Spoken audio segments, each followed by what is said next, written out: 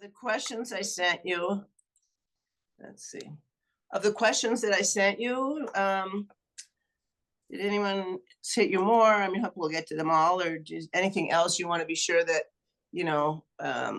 we bring up either as a question or, in our kind of bit of a banter. Yeah, the questions they look good to me. So happy to chat about whatever you guys want to talk about. Okay, cool. Also, I probably will ask you if the book is available. I sent you one from Pat in Wisconsin. Pat Lane has been looking for it, and I think he might have got it now. So thank you for that link. Are there still copies available? Can people get them? Yeah, the post-war one is available, but not the pre-war.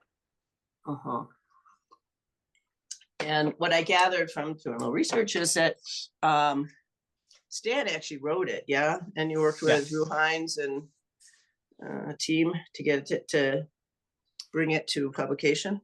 Exactly. Cool. Excellent. Okay. Let's see. I'm hearing the church bells. The church bells ring here every 15 minutes. Hi, Jet. Great to see you. Got a friend here, a guy, his name is Jet. Susan, I see your cat is very affectionate. She is very affectionate. Super cute. Thanks. I had to quarantine my little dog. She's barking too much. She's really super cute, but she's been barking out here. Do you guys want to wait for a couple others or just dive in? Your call. I think we can dive in. Okay. People who show up late will know that there's a recording available, and all that. You can catch up if they want. All right. So let's just, for all of us, we'll take a nice couple breaths, few centering breaths, as we do in Aikido before we jump into action on the mat.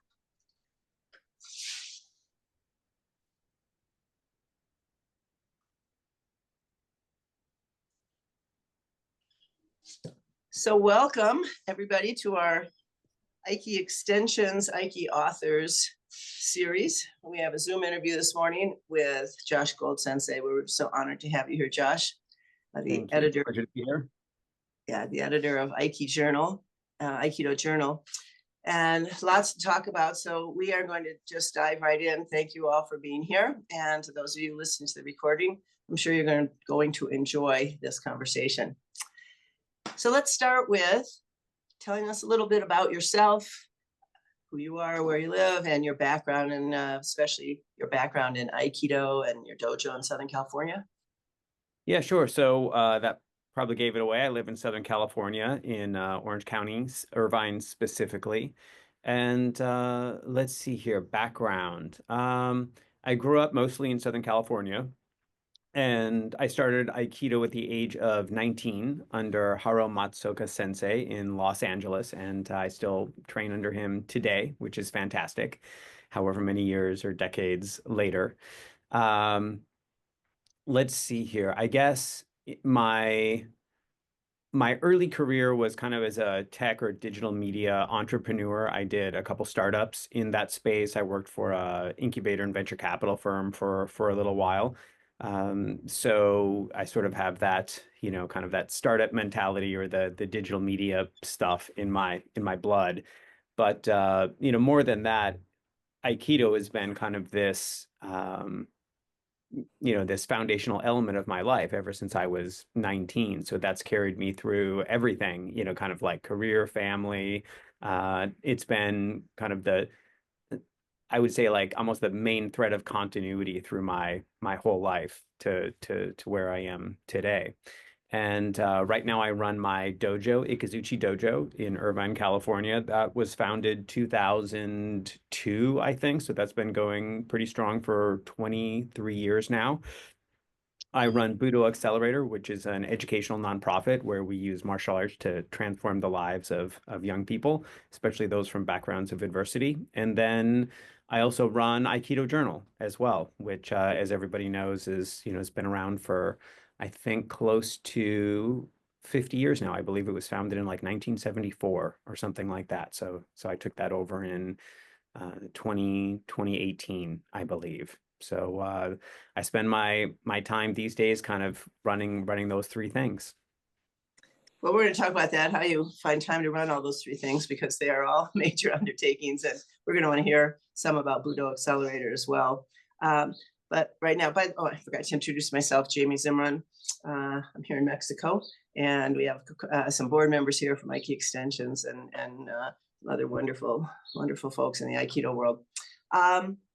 So we are coming up now on the 8th anniversary. It'll be March 7th of the passing of Stan Pranin Sensei, who of course founded Aikido Journal. And he was the editor-in-chief, the founding publisher. He lived originally in the Bay Area, so I was fortunate to have some opportunities to know him, train with him. And then he spent a good 20-some years in Japan, was fluent in Japanese, an amazing scholar.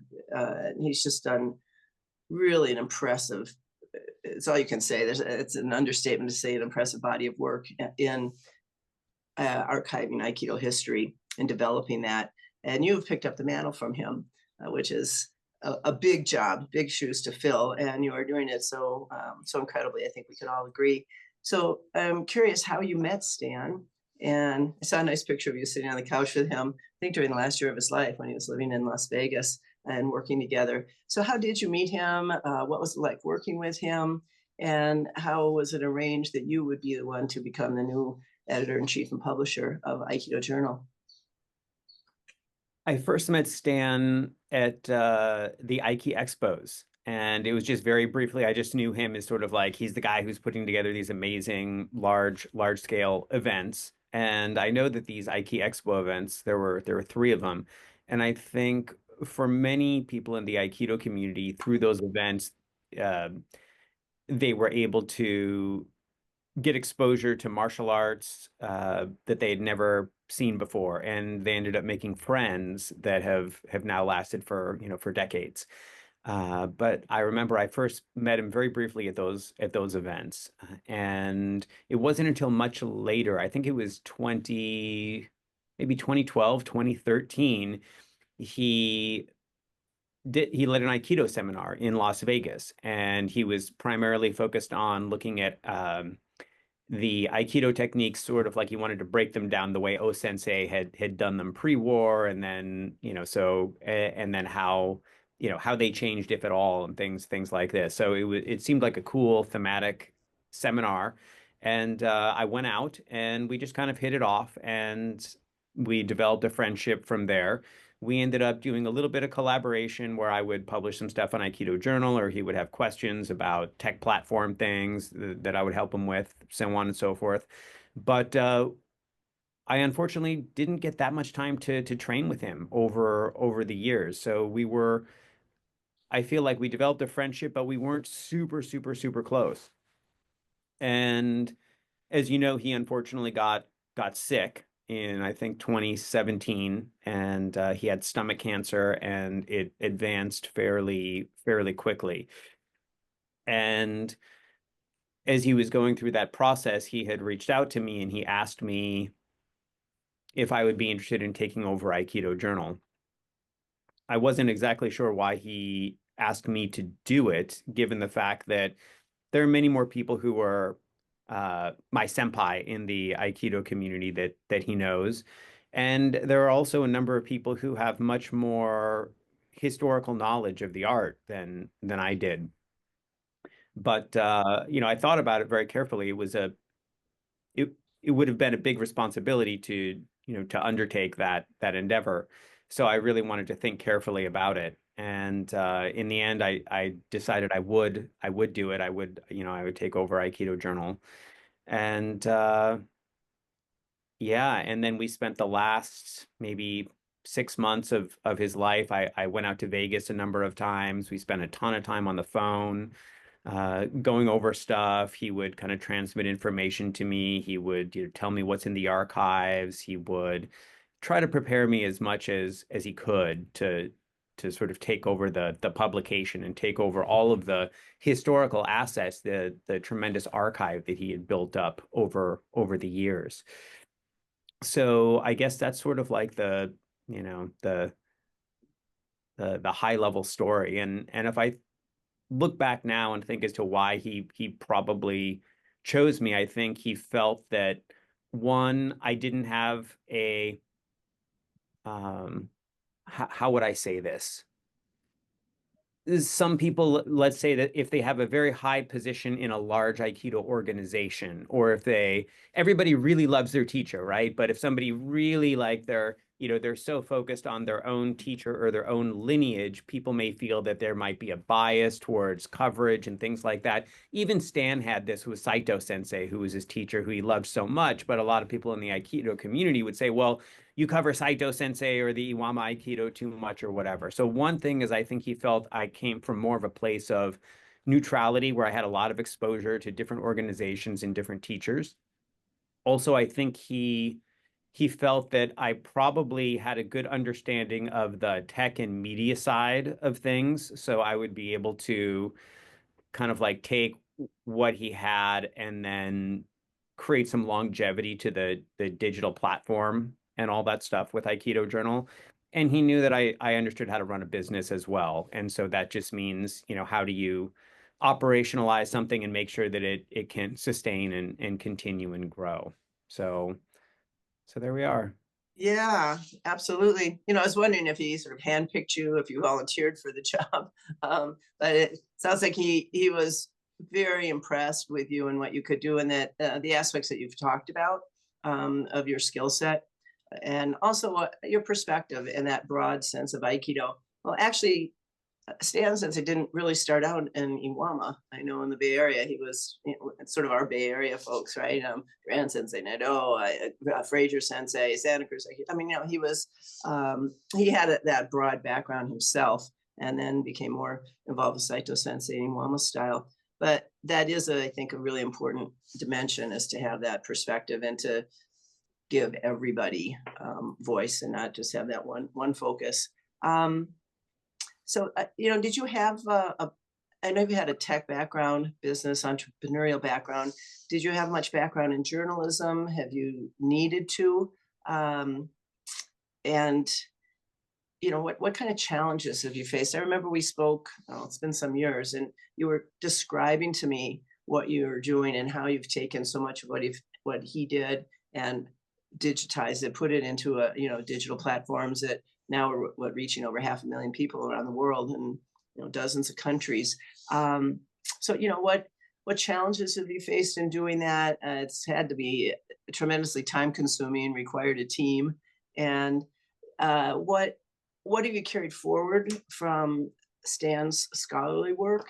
And also, what innovations do you feel that you've been making with Aikido Journal? And I don't know if the word would be modernizing, updating, keeping current. That's probably the best. I think Stan was very current, and so now we're today.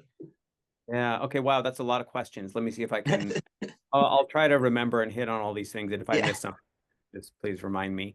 I do not have any background in journalism, so no. I mean, I did a lot of writing as part of my tech career. So, you write proposals, you write presentations, pitches, whatever, even technical white papers, whatever it is. So I have had quite a bit of experience writing, but zero experience in journalism. And to be fair, a lot of Stan's expertise was more kind of like on the historical side than as a journalist anyway. Yeah. But these are skills that I've tried to acquire. I've tried to bring in people who do have those, those kinds of skill sets. So I kind of did the best and work with what I had. And I realized going into this that I couldn't I couldn't run Aikido Journal the same way Stan did, because I just don't have that kind of knowledge depth, his background, the historical context, all that stuff. So I just had to create the best version of it that I could make given my skill sets and my background. And so that's kind of what I focused on doing.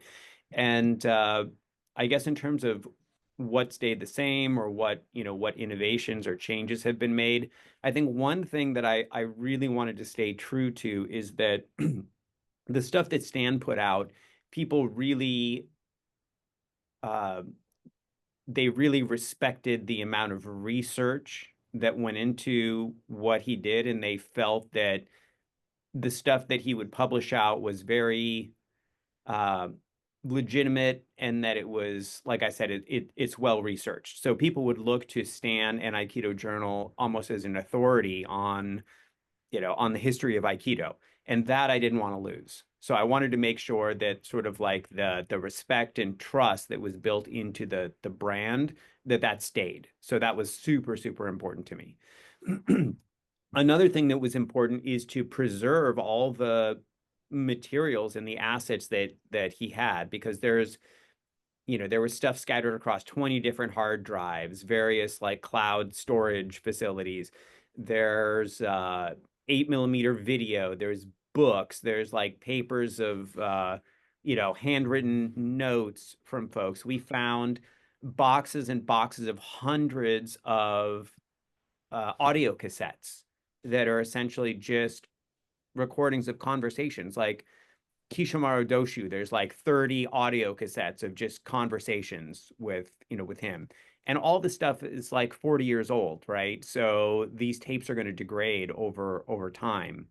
So anyway, I wanted to make sure that we preserved all that stuff, so that even if we weren't building new media off of it, that at least we wanted to make sure that we didn't lose any of the historical assets. So that was kind of one initiative that I undertook early on, is to try to consolidate all the digital stuff, and then try to categorize and preserve where possible the sort of like hard, physical material stuff. And the digital side, quite frankly, was a mess. So when, as Stan was getting sick and as he passed away, there were some very close calls where like we didn't have passwords to various systems and things like that. We almost lost like a ton of the data. And somebody who had worked with him in Las Vegas from a tech perspective was very gracious with his time and really helped us recover some of that stuff.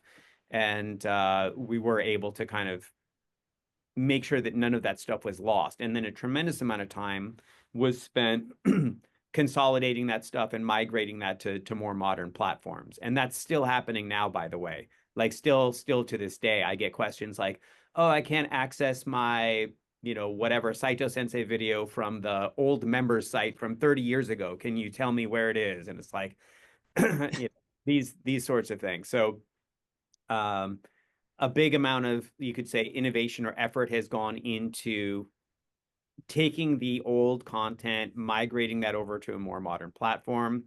A lot of effort has been put into preserving the physical assets, and we've had help from a number of folks in the Aikido community, some of whom have been very instrumental in preserving that stuff. One individual helped us like get all those tapes digitized, hundreds and hundreds of audio tapes digitized. And so now they're up in secure cloud storage and, can access that stuff. So, those have been themes. And then one other thing that I wanted to do is to kind of rebrand Aikido Journal a little bit, because I felt that Stan was amazing at the historical research. He was amazing at producing content, but design sense was not his strong suit. So, we changed the logo, tried to improve like photography, overall design and layout, user interface, things like that for all the digital products. Try to put courses into a new form factor, so it's easier to access and it looks better and things like that. So those have kind of been the areas of focus from like a foundational perspective. And then I guess the last thing that I would add is, in terms of focus for the content, we focused a little bit less on historical stuff and more forward-looking stories for a couple reasons. One is I feel like this was Stan's primary mission, was to really document the history of Aikido. And I feel like in his lifetime, he pretty much accomplished that. I mean, there's always new stuff to uncover, but I feel like in a way that mission was fulfilled. There's all the data, the historical archive stuff, and there's thousands of articles that he's written telling the story of the history of Aikido. And also, like, that's not my domain expertise, right? So I felt like I could contribute more, and I felt like it would be a better direction for the journal to be a little bit more forward looking, focus on current events, the future of the martial art of Aikido, and things like that. So yeah, I don't know if that answers the question or most of the subpoints. That was great. Um, a huge job, and thank you. I mean, I feel like, sort of bow to you, we probably all do, for preserving all of his work and being able to do that. I know that was a huge job and continues to be. And that, there's time to keep going through some of those historical films, videos. Everybody loves that. And, when new stuff comes out, it feels like, I know I kind of eat it up. I think we all do. And at the same time, I've really appreciated how you are keeping current, and so many interviews with current teachers. And some are Shihan, some are maybe less well known. There's so much going on in the Aikido world that wasn't before, and it's worldwide, in so many different places, different initiatives, and well, as in Nike extensions, right? Carrying Aikido to different places, different fields, different realms, and you really give a forum for that. So I know I'm very appreciative, and I think it really keeps readers' interest. And it allows, I think it's also allowing a lot of discussion, a lot of participation, more participation in Aikido's continuing development, evolution, and you're providing that forum. So I just want to say domo arigato for that. So let's move on to the book, the Aikido Pioneers book, post-war era. There's a pre-war and a post-war era edition. Can you maybe tell us about each of them? What's the difference? Did Stan write them both? Okay, that's enough for now. And then we'll go into kind of how you put together the post-war era book and made decisions like to make it a coffee table book and the team you put together. But so maybe you can tell us about those big additions. Sure. Well, I guess let me start off by saying I felt a little bit out of place as sort of like the Aiki authors person, because I didn't actually write the content, most of the content for the book. I was just sort of like the publisher, the executive producer of the project. But regardless, I'm honored to be here. I'm very proud of the books. So the Aikido Pioneers pre-war era book was originally published by Stan, and I felt like the amount of time that went into research that book was incredible, and the value of it in terms of kind of documenting the history of the art, and also being able to really share the personalities of the people behind that, that initial phase of Aikido was invaluable. And so we thought, hey, if the community is up for it, let's make a really beautiful hardback version of that book, like a limited edition version of it. We didn't know if people would be interested in such a thing, and we did a Kickstarter, and we just figured we'll just let the community decide. If enough people in the community want it, then we'll do it, and if not, then that's fine too. So we did run a Kickstarter, and there certainly were enough people interested in it. And so we ended up creating a coffee table like book, very large format, limited edition. And it was a lot of work to do that. It was a lot of work because we had to go back, even though the book was published, we still wanted to go back and have it professionally edited by an editor. Rue Hines did that. And she's been practicing Aikido for over 30 years. And then she's also a professional book editor. And she's done a bunch of martial arts books and stuff. So she's eminently qualified to do it. So we had her edit it. We had a gentleman by the name of Mario Sapienza, who's in Argentina, and he designed the layout for the book. So we had to line up all the vendors, the printing company, the distributor, like all that stuff. So there were lots of bugs to work out in the process, and to get it done. But I'm very proud of how the book ended up. And yeah, so the pre-war one was a great success, and it was so cool to be able to, I feel like I said, really showcase those people and those those personalities from the pre-war era. Since Don is here, I remember I had this really precious moment where Don and Julie and I were sitting down with Satome Sensei, and we gave him a copy of the book. And he's going through the pre-war era book. He's like, "Oh, this is my friend," and like, "I remember this person," and he's like, he's remembering, these people who were his friends, and he was recalling some of the stories and talking about it. I was like, man, that's amazing. So anyway, so that was the pre-war era book, very well received. I'm glad we got that done. We still get people today asking, "Can I buy a copy of it?" It's like, no, it was limited edition and it's all sold. So that's that. And then Do you have any plans to ever do another run? not really. I mean, if there were enough people that wanted it, we could do it. But the thing is there's a certain volume threshold that you need to make it worthwhile. And my my intuition tells me that we're not at that threshold right now, because most of the people who wanted it, they participated in the Kickstarter or they bought, the book when it was available. And so I think that there's some people who unfortunately they want it and they missed out on it, but probably not enough that it would warrant doing another run. Yeah. But we're open to it in the future if there's sufficiently high demand. And then Just a question, did Stan know that you would come out with the post-war edition before he passed away? no, he didn't. But that was something that I really wanted to do, because we found the manuscript for that book, and it was mostly complete, and he never published it. And so I felt that one of the things that we could really do, both to kind of like pay tribute and respect to Stan and honor his memory and contributions, but also something where we can really give back to the community, would be to do a beautiful version of that book and publish it out. And so then we did something similar with Post-War Pioneers. We had Mario do the design, we had Rue Hines do the editing, and we had to compile everything. There was much more work to do on that one because it wasn't already complete and locked and loaded. So there was additional work on that project, but and it was a bigger project too, because there was a lot more interviews, a lot more text there. But I'm proud with the result, and I think people have been very, very happy with the book. Yeah, it is a absolutely beautiful volume. See, Demolish is signing in from Ethiopia, so it's wonderful to have him here, Demolish. Rob is holding up the book. There. Oh yeah, there we go. Thank you, Robert, and welcome, Demolish from Ethiopia. Great to see you.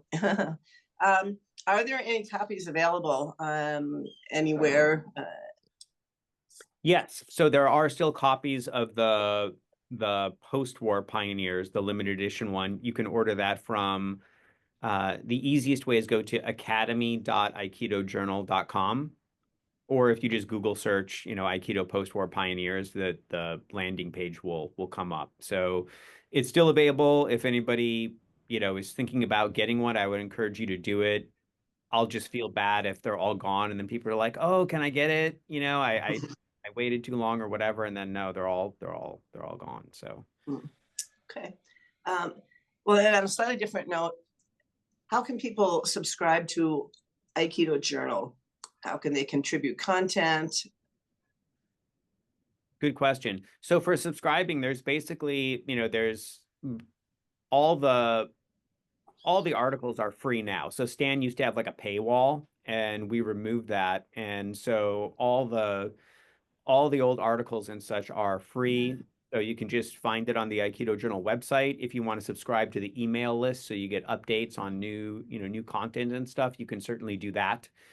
We also have a bunch of courses that you can purchase as well through the academy.aikidojournal.com, where you can find older courses. Like we have one that Aikido Journal had done with Nishio Sensei before. We have courses with Saito Sensei, Tohei Sensei, all these folks. And then newer ones like we did with Patricia Hendrick Sensei. We did a retrospective on Chiba Sensei. So all that stuff is there. And then another thing that we've been doing recently is we partnered with a company called Budo Videos. And they used to sell some Aikido Journal stuff, and they're a great partner. And so we've now through them released what we call like Aikido Journal Classics, which are a lot of the old courses that Stan had produced originally that we have not updated. So it still has the old funky music and graphics and stuff like that. It's sort of like in their original form. But all that stuff is available now online as well. You can find on Budo videos as well. So if you're looking to, support financially, you could buy the book, you can, buy one of the courses if you're interested, but all the content is, the journalistic content is free. Excellent. Before I open to questions, I have one more question for you. And that is, could you share with us about Budo Accelerator project that you've initiated? You mentioned it briefly. Aiki Extensions has been happy to play a bit of a part with a few seed grants, which we do want people to know about our seed grants as well that are available. But Budo Accelerator is doing amazing work. And I know you've just been building it step by step and have a vision to get it out to the dojos to participate in. So if you could share with us what exactly it is, how it's working, and how you plan to scale it. Sure. So Budo Accelerator, it's a educational nonprofit, and the mission is really to transform people's lives through the martial arts. And we've had a heavy focus on Aikido because that's my background.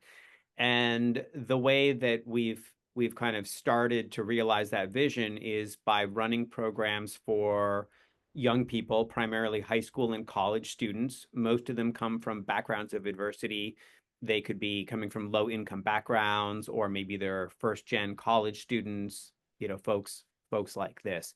And then what we do is we combine life and leadership skills training with martial arts in a seamlessly integrated way.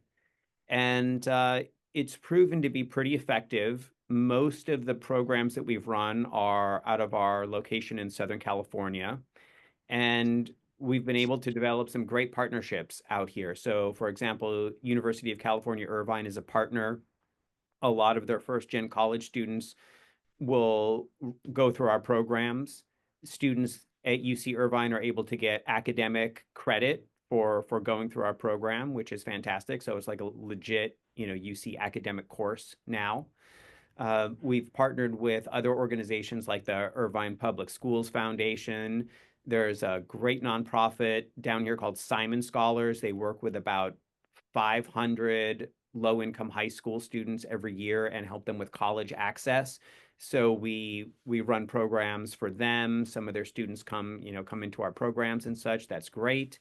We just started working with another nonprofit called Project Hope Alliance that works with families experiencing homelessness. And some of their students have come into the program. That's worked amazingly well. We just ran a pilot with the Tiger Woods Learning Lab down here as well. So we've been really establishing some very strong partnerships to bring the vision to life. And I think this, by the end of this year, we'll have worked with over 1,000 young people since starting our programs in 2020, I think, and we continue to scale. So so that's Budo Accelerator. It's going well. We're getting a lot of traction down here in Southern California. And then we do plan on, partnering with other organizations to start to scale the programs out. But that's a hard problem to solve. So we want to make sure that we figure out like a good scaling strategy first before we start rolling that out. So And that scaling strategy would also include an interested dojo or dojo cho who could get involved and run a local program. Totally. Yeah, 100%. So the idea is that the curriculum would be available for, for other dojos or schools who want to be able to run these programs. And then they can be using our curriculum, our tech infrastructure for doing like pre and post like program assessments, student communication platforms, all the content. We have systems we use for being able to grade students and things like that to do evaluations, because this is, again, students can get university level academic credit. So yeah, the future partners would be able to use all that stuff, run programs at their own facilities and such.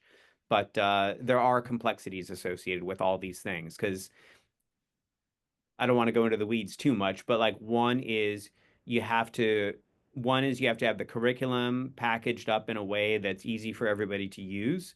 You have to have training for the instructors of the dojo so they understand how to run it. You have to have the right kind of like certifications and things like that, background checks, kind of training programs for working with young people and all that. And then even if you get that stuff dialed in, now you've got to figure out what are the student funnels. Because quite frankly, a lot of Aikido dojos, they don't have a lot of young people in the dojos already, right? So you need to develop funnels with other either educational institutions or nonprofits to bring those students in. And then you also need to get funding for that. Like if you're going to be running programs for lower income students, you need to be able to generate funding for that. If you have other students who can already pay for the programs, that's great. But so these are all things that we have to test out and find the right scaling strategy before we really push it out.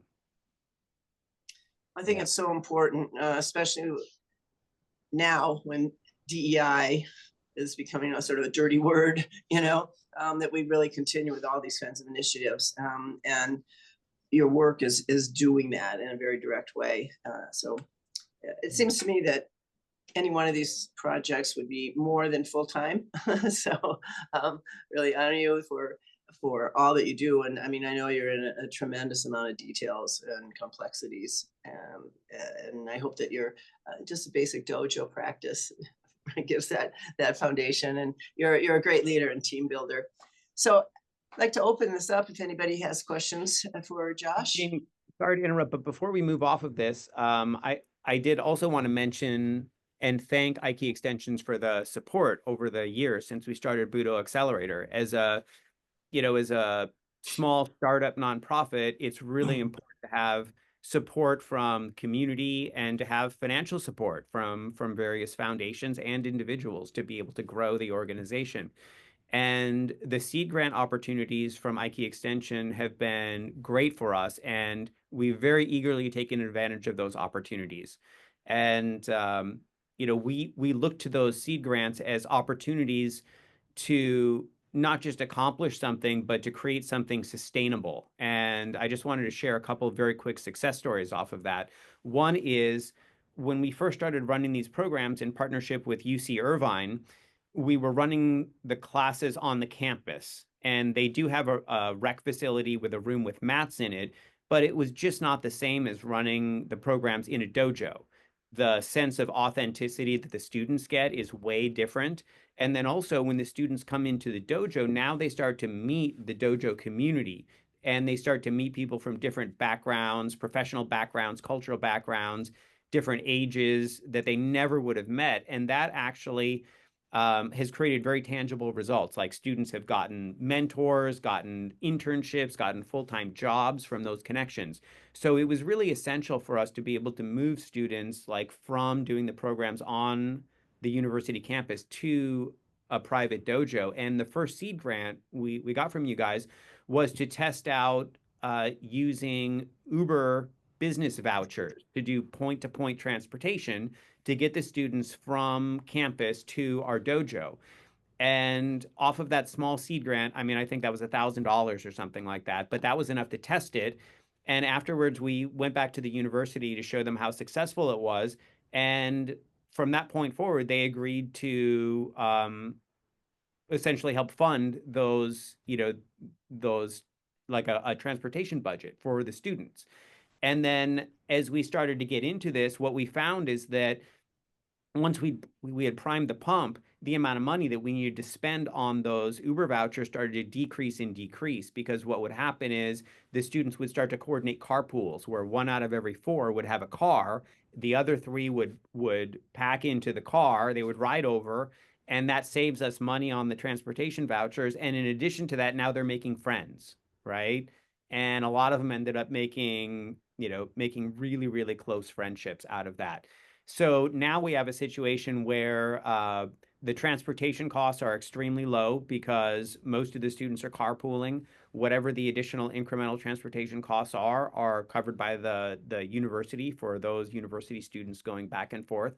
So off of that one minor seed grant, we were able to create like a sustainable revenue stream and a sustainable positive impact for all those young people. So that was a huge win. Thank you for that one. And then there was another seed grant that you gave us to explore potentially using artificial intelligence to help us augment grant writing so that we could continue to, to build the organization. And that went great. It went so well, actually, that an individual that we had hired on sort of like a part-time trial basis to help sort this stuff out, he ended up being so successful at fundraising that he raised enough money in the second half of 2024 to more than fund his entire full-time salary for 2025. And so now we've got a full-time person focused on grant writing and fundraising for us, which is great. So anyway, those small seed grants have really blossomed into tangible results for the organization, and they've really helped create sustainable growth for us. So thank you. Thank you. And thank you for sharing those specifics so that people can get an idea of if you have a project, a piece of it that a grant, $1,000, $1,500, we do go up to $2,000. Thanks to a generous donor in particular. We do have, as a nonprofit, we have people who contribute, but we also have one man who prefers to remain anonymous. It's just amazing. And he's been providing us some funds. And every time I go to him and I share with him specifically what we've done with this grant or that grant, and they've been very diverse kinds of projects that people are doing. He writes us another check. So, it's nice to know and to hear in specific how a grant is impacting a project and what you're able to do to leverage the work further from that seed grant. That's why it is called a seed grant. So yeah, thank you for that. And we are happy to continue to partner with you. Right. And thanks to that anonymous donor as well as Aiki. I will thank him. I'm gonna see him in April. Yeah. Right. Anybody I want to open the floor to anybody who might have a question for Josh. And thank you all for being here. Elise. Hi, Josh. Hi, Jamie. Hey, I have a quick question about Aikido Journal and the assets, and I was wondering, did Stan have a lot of photographs and and are there negatives? Do you have like a negative archive? And I'm wondering, sometimes I understand it's like hard. I have a picture of a sensei because Jim from Livermore gave me one, Jim Alvarez, which is really nice. He said, these are really hard to come by. I'm thinking, why are they so hard to come by? Like, is there a plan to be able to like sell photos or to make them more available to the community? That's a good question.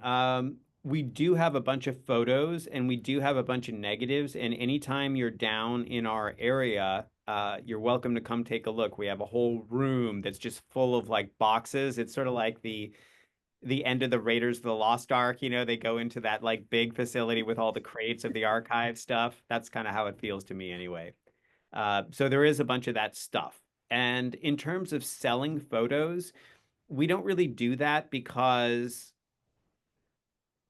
I'm unclear on the copyright, the IP ownership of those O-Sensei photos. So for example, if they're photos that we took, because we've got thousands of wonderful photos that we've shot of everybody from Satome Sensei to Patricia Hendrick Sensei to Doshu, whatever, like we're very clear on the IP rights for that. But for the old photos of O-Sensei, like we didn't take those photos and I'm not sure that that we own them. So we can use them journalistically, but I wouldn't want to be generating revenue off of those things. I wonder if that might be a grant for someone to spend some time going through those photos and, with a vision of how could you use them so there's no problems with copyright, but so that, they could get from that, that big room into an accessible There have been conversations over the years about an Aiki archive, Yeah. and in a perfect world, Yeah. all the assets that Stan assembled, and the assets that other people who were around both Iwama and Tokyo, and gathered, and in my head, Bob Frazier is coming to mind because he has a bunch of Aiki, archive suitable material, as do, I'm sure, lots and lots of other people. And many of those people, if they haven't retired permanently, are, nearing there and probably would love to know it would go to a good place if, and AE has not proven to be that place yet. But if Aikido Journal thinks that it could put someone on assembling that and making the material available, that would be a seed grant. Yeah, we'd be happy to partner with that. Yeah. You know. Unfortunately, the cost would go far beyond the seed grant to do Yeah, that. I mean, I imagine it would. Yeah. just to digitize a portion, we thought we got all the audio tapes digitized, but then we found like 4 more boxes of them. But just to do the audio tapes that we found, I think it was probably $10,000 to digitize that stuff. And Let's that's talk- just like, and that's Let's just make a one- note to talk about this offline. Okay. Yeah. I think there are some possibilities. Okay. Okay. Yeah. Very good. Anybody else? Questions? Don?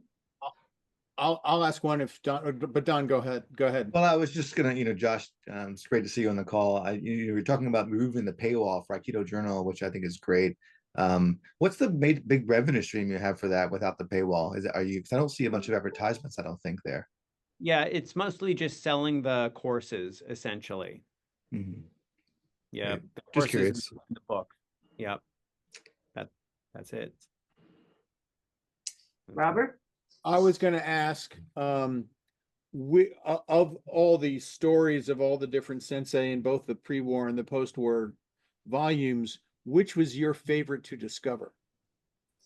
That's a really good question. I think in terms of a lot of the post-war interviews, over the years I'd read pieces of them, or I was kind of aware of the teachers and such. So it was mostly the pre-war folks that were new to me. And so those were the folks that I was really sort of, I guess you could say, like discovering. And there were a bunch of characters in there that I felt were interesting. They had very insightful takes, and some of them was just like, oh, that's interesting. I didn't know that part of the the Aikido history.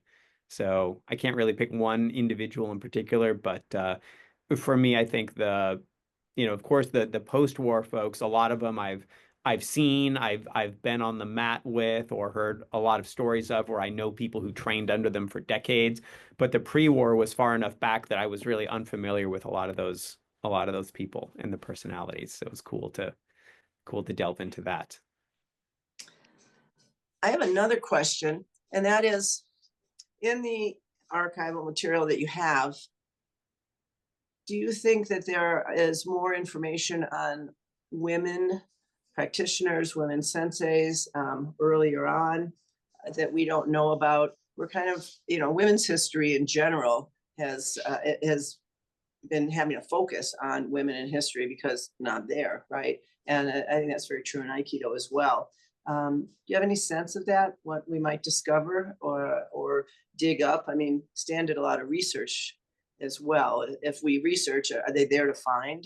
Are they findable? Yeah, I mean, I think for sure, like I don't think that there's any sort of like women in Aikido history that are sort of like hidden that nobody knows about. I mean, I think that they're there, but for the folks who were there, those women, whether it's Virginia Mayhew, for example, or what was her name? There was a woman who trained under O Sensei. She's featured in the post-war book.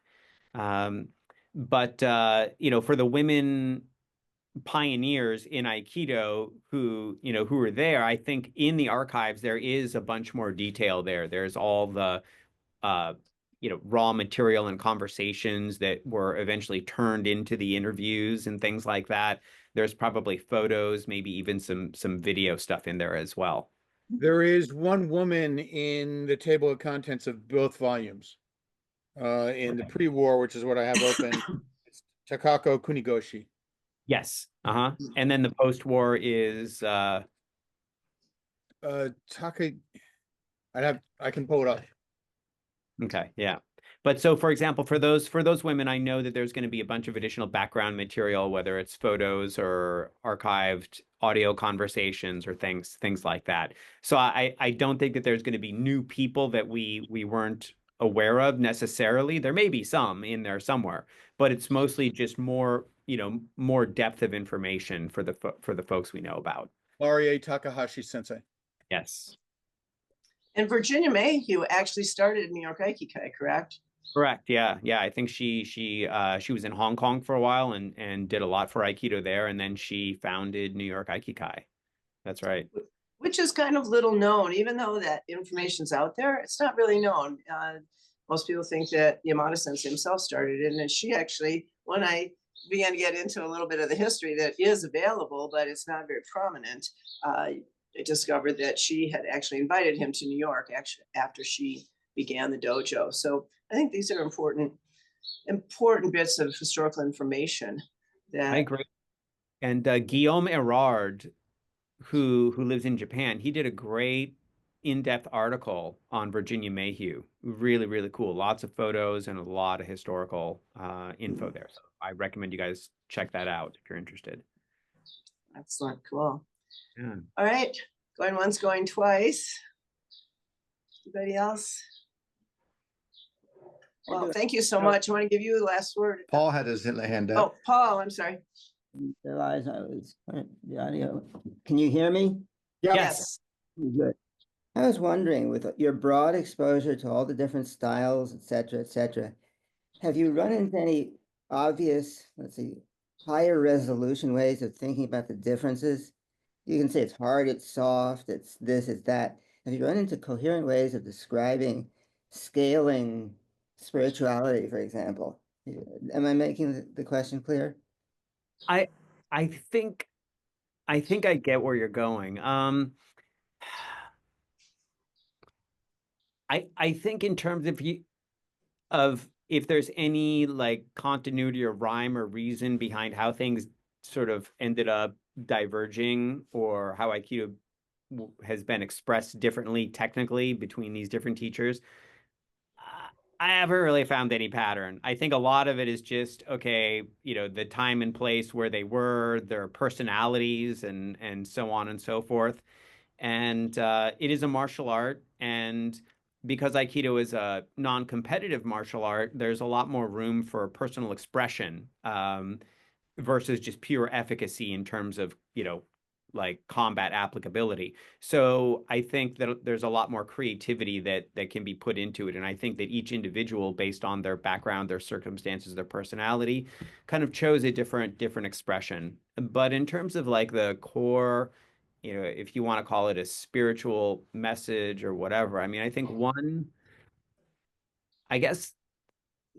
thread that seems to be fairly consistent is that, through Aikido, you're partnered with another person and you're really challenging and pushing each other to improve, right? To get better through, in a way, through pressure and through conflict. But at the same time, you are actively protecting that other person. You're not trying to destroy them. So it's all about how can you create this kind of creative exchange between two people that does involve some amount of conflict, right? But it's generative. Like through that conflict, there is, you know, there's growth and creativity, and through that conflict, you're also actively protecting the other person. And so I tend to see that as a theme that tends to recur almost wherever it goes. But you know, I certainly don't have the answer to, you know, to this. That's just my, you know, off the cuff observation. Okay, one last thought I'm having, and wonder if you might want to talk about this, is that, you know, Aikido really has spread worldwide. We can tend to be sort of US centric or Japan centric. And I'm seeing Demolish here, who has been one of the primary primary students and become sensei in Ethiopia. Aikido of Ethiopia is doing remarkable things. I've been fortunate to be there a few times. And you know, Aikido in Ukraine is very, very rich, and throughout the world. How do you see, are you getting contributions like, from places around the world to hear about what's going on in different areas of the world that Aikido, how it's developing? I certainly find that fascinating. And, you know, is there any way to kind of increase that in a sense, especially given all the conversation about what's the future of Aikido? Is there a future for Aikido? Is it a martial art? Does it have a spiritual or social meaning and practice? Yeah, yeah. Good questions. I guess a couple points related to this. One is that, yeah, Aikido in some parts of the world, it is growing quite a lot. So Ukraine, Eastern Europe, I think. The Middle East. Middle East, yeah, yeah, Ethiopia. So it's growing in these areas. In other areas, like in the United States, I think it's you know, it's sort of either flat or maybe, you know, declining.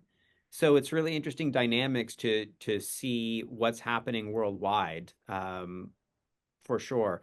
And in terms of ways to get more insight and visibility into this is something that you had sort of touched on before, but I didn't get a chance to directly answer, is like, how can people contribute? Well, this is something that we need to put some structure behind. Every so often we'll get folks who are like, hey, can I contribute an article or whatever? And sometimes I'll just see something that somebody will post that I think is really good. I think Guy Hagen from Don's Dojo posted something a while ago that I thought, oh, this is a really nice piece, and I would ask for permission. Can we republish this on Aikido Journal? But one of the things that we want to try to formalize is some kind of like a submission process so that people from other areas can sort of like write content, they can be reviewed and then approved, you know, or declined for publishing out on Aikido Journal. So that's something hopefully later this year we can get in place so that we can start to more actively bring in more stories from the community. Excellent. Well, thank you so much. Any last words from you? Anybody? I think a big bow and Thanks for all the work that you do and for giving us an hour of your time. Likewise. Thank you all. Thanks for your support. And it's great to see you all. All right. Okay. Take care. You too. Bye, guys. Bye. Thank you, everybody. Bye, everyone.